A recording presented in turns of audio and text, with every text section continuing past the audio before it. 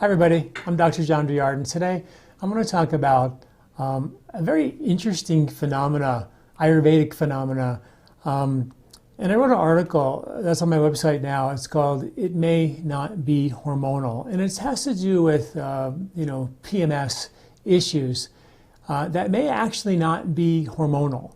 A lot of us, when there's a menstrual related concern, we're just quick to jump to give hormonal or hormonal precursors. But from the Ayurvedic perspective, it's all about circulation, getting the good stuff in, the blood nutrients in, and getting the waste out through the lymphatic system.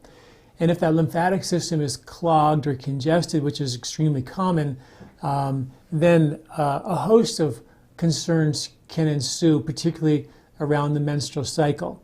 So here's how it works, and I had so many patients over the years, women come to me with PMS and different issues related to their menstrual cycle, and I would evaluate them from the Ayurvedic perspective. And we always think of the lymphatic system first. This is called rasa dhatu. The rasa, the tissue of lymph is called rasa. And the study of rasa is called rasayana, which is one of the 8 branches of Ayurveda for the study of longevity. So literally the study of longevity is the study of the lymphatic system. And in all of us, the lymphatic system is a major circulatory system. It's a carrier of your immune system. It is a garbage can, detoxification system. But it also delivers properly broken down digested fats to every cell of the body for baseline energy. But for women, it has another role to play, which is that prior to the menstruation, from ovulation to the actual flow, menstrual flow, there's a premenstrual detoxification that takes place prior to the cycle and through lymphatic channels that drain the reproductive system. And if the lymphatic system is congested, and remember, the lion's share of the lymph in the body surrounds the intestinal tract, and which is why digestion is so critically important. But because they have weak digestion, food intolerances, constipation, loose motion, the intestinal lining becomes congested, the lymph around the intestinal tract becomes congested. Now, prior to the menstruation, from ovulation to the flow of your cycle, the reproductive system is trying to premenstrually detoxify reproductive waste through those lymphatic channels in a way to take the onus off the reproductive system. But if that premenstrual lymph detox is dumping into an already congested system, the lymph's already congested because of constipation or indigested food or issues like that, then the lymph system will react to that premenstrual detox by, pushing into a congested lymphatic system will make the breast swell or more tender, can make the skin break out, can make you tired, lethargic, give you PMS-like symptoms. So many of these PMS-like symptoms are caused by congestion of the lymphatic system. This is exacerbated by the increase of progesterone during this time, which also makes you swell and has an aggravating effect on the lymphatic system. So it's like a double whammy. And so that's why it's so critical to understand the value of the lymphatic system with regard to some of these PMS-related symptoms. And that's what I wrote up in this article called How It May Not Be Hormonal. Maybe we should check something as simple as the lymphatic system. So what I found in my practice over the years was that I give women some herbs to decongest their lymphatic system, like an herb called the mangista.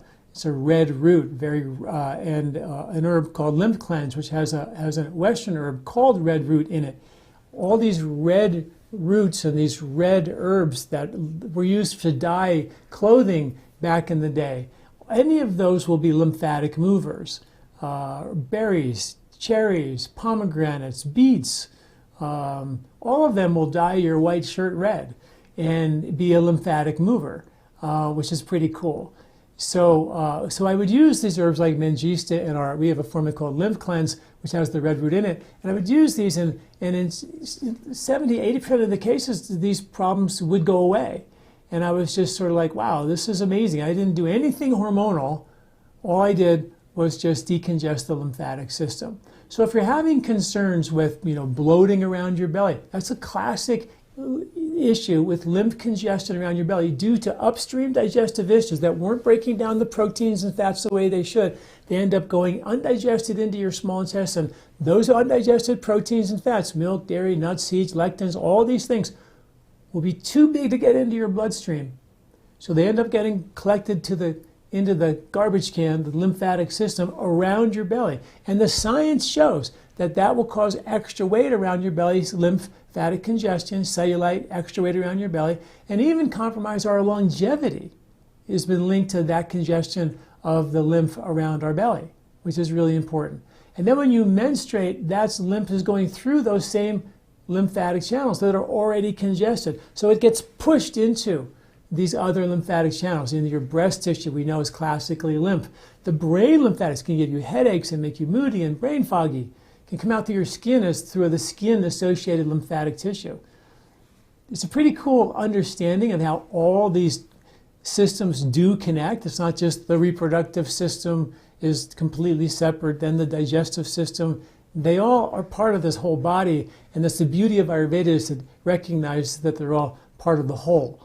And understanding and treating it that way is sort of the magic of Ayurveda, to look at the body as a whole and how everything does in fact connect. So check out that article. It's called It May Not Be Hormonal. It's up on my website today at LifeSpa.com. Thanks for listening. I'll see you next week. I'm Dr. John Douillard.